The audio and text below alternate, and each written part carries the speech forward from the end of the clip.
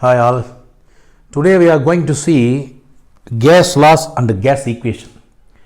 So on the basis of gas laws, we are going to derive ideal gas equation, or it may be also be called as perfect gas equation. So before we go into the topic, let me see some important points.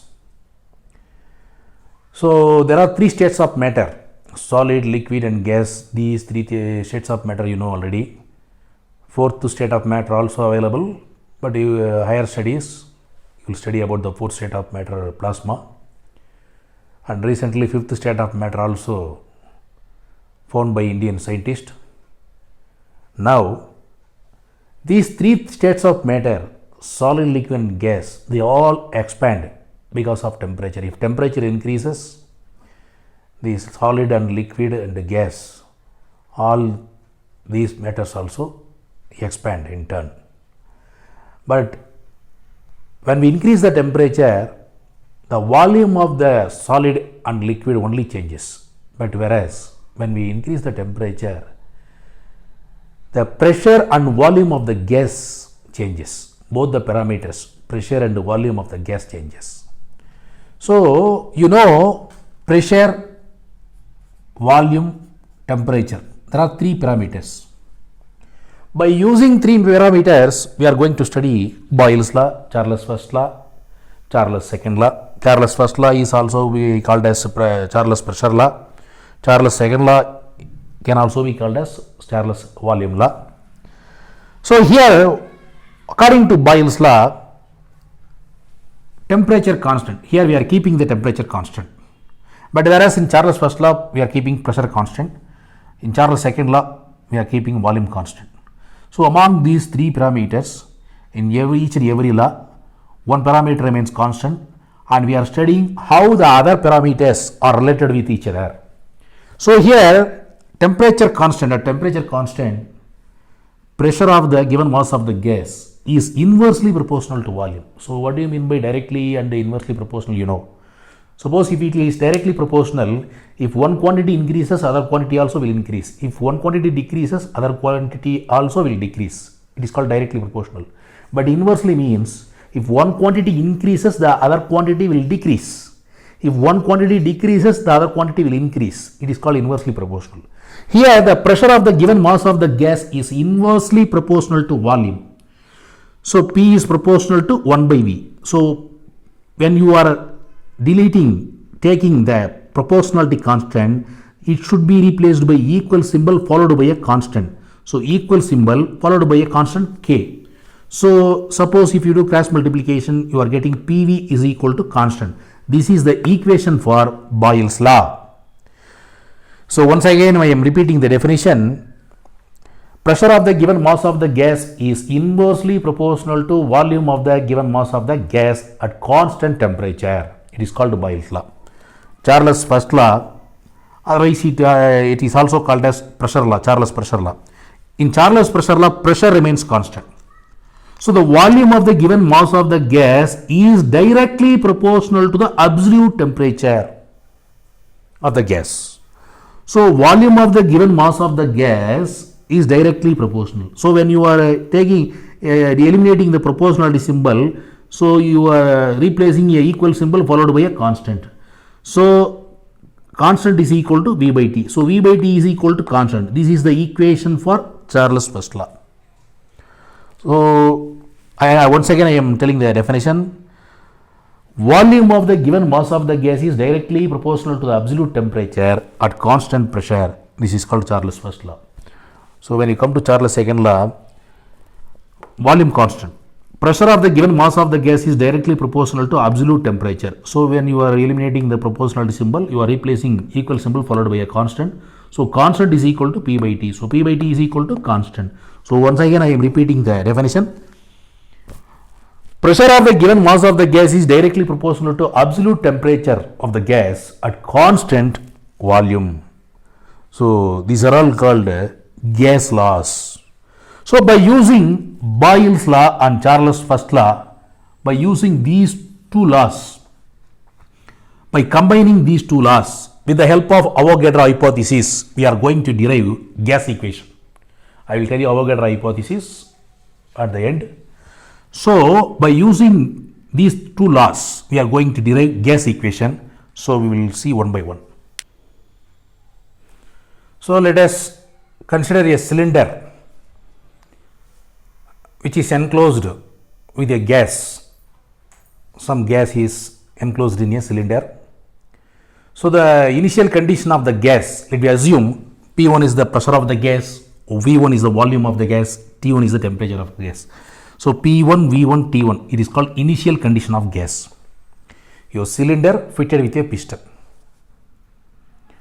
So, according to Boyle's law, just now we have seen what happens in the Boyle's law, temperature remaining constant, pressure and volume only changes.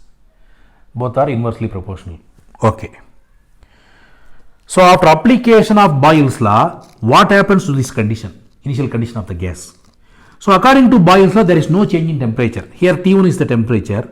So, we are applying Boyle's law. So, there is no change in temperature. T1 remains same.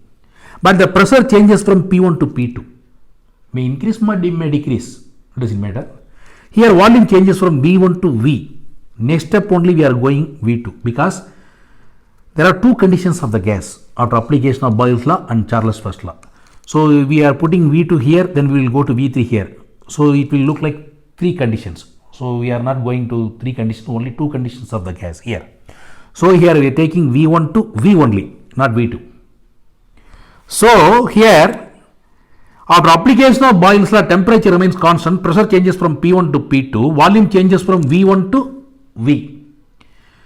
So, after application of Charles' first law, that means pressure law, according to Charles' pressure law, pressure remains constant. So, there is no change in temperature in the pressure. P2, here also P2. Volume changes from V1 to V2. Temperature changes from T1 to T2. So, all these conditions, after applying Boyle's law, what happens to the initial condition? After applying Charles' law, what happens to the gas? So, in what condition the gas is there? If you are well versed in these primary steps, it is easy to deduce the expression for PV is equal to RT. Is the gas equation. So, actually we are saying PV is equal to nRT. Suppose if N is number of moles, if you are taking 1 mole of gas, N is equal to 1, then we can write PV is equal to RT. So, now by considering these two steps, I am forming the equation. So, according to Boyle's law, here in these two steps, so first to take this condition, temperature remains constant. So, PV equal to constant is the equation for Boyle's law. So, here what I am forming, P1 V1 is equal to constant. It is one equation. It is one equation number 1 according to Boyle's law.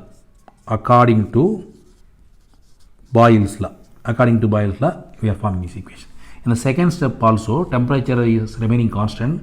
So, we can write P2V is equal to constant. Equation 2. From these two equations, you see right hand sides are constant. Suppose if you are equating the left hand sides, what happens?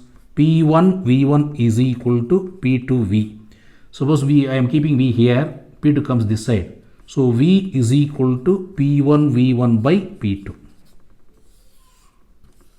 Equation number 3. So, we got this equation according to Boyle's law. Then you consider these two conditions. Here pressure constant. So, according to Charles first law, what happens? Pressure constant. Keeping pressure constant, volume is directly proportional to temperature.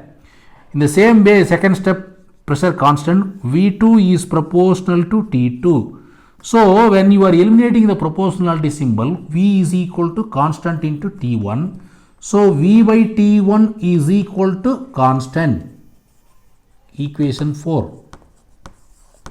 Here V2 is equal to K into T2. When you are eliminating proportionality symbol, equal symbol followed by a constant. So in the same way, V2 by T2 is equal to constant, equation number 5. So right hand sides are constant. So we can equate the left hand sides. So from equation 4 and 5, so equation 4 and 5, V by T1 is equal to V2 by T2. It is equation number 6. So from 4 and 5, I am forming this equation because right hand sides are constant. So I am equating the left hand sides. V by T1 is equal to V2 by T2. Here in equation 6, I am going to substitute the value of V. So substituting equation 3, that means V value is equal to P1 V1 by P2. In 6, what we are getting, instead of V, I am substituting P1 V1 by P2 here, already T1 here is equal to V2 by T2. Here this P2 goes here. So what happens? P1 V1 by T1 is equal to P2 V2 by T2. This is for two conditions of a gas we are getting this expression. So generally if we are talking, what happens? This P1 V1 by T1 is equal to P2 V2 by T2. By combining the gas laws, we are getting the equation for two conditions of the gas. If you are considering for general condition, we may also write PV by T is equal to constant. So initially the constant will be small r. PV by T is equal to small r. So PV is equal to small r into T. This small r is called as specific gas constant. What do you mean by specific gas constant? It is constant for particular gas, not for all. So this small r should be replaced by capital R. So what is capital R? Capital R is called universal gas constant. So why we are calling universal gas constant? It is constant for all gases. You know the standard value 8.31 joule per mole per Kelvin. This is the standard value of the universal gas constant. So when you can replace this small r by capital R. So initially when you are considering 1 gram of gas, we are getting small r. But instead of considering 1 gram of gas, if you are considering 1 gram mole of gas, there is difference between 1 gram of gas and 1 gram mole of gas. So there is some difference. 1 gram mole of gas, if you are considering 1 gram mole of gas at NTP or STP. What do you mean by NTP? Normal temperature pressure. Suppose if you are telling STP, standard temperature pressure, both are same. So if you are considering 1 gram mole of gas at NTP or STP, then the small r can be replaced by capital R because the volume occupied by the 1 gram mole of gas is same for all gases. How? According to Avogadro hypothesis, the volume occupied by the 1 gram mole of gas is same for all gases because the molecules occupied by the 1 gram mole is same. So it is for same for all gases. So it is Avogadro hypothesis. According to Avogadro hypothesis, the small r can be replaced by capital R. So in the next step we can write PV is equal to capital RT. So here we are not mentioning nRT because suppose N is in 1 gram mole, N is equal to 1, we are getting PV is equal to RT. So this is how we are deriving the gas equation, ideal gas equation, PV is equal to RT.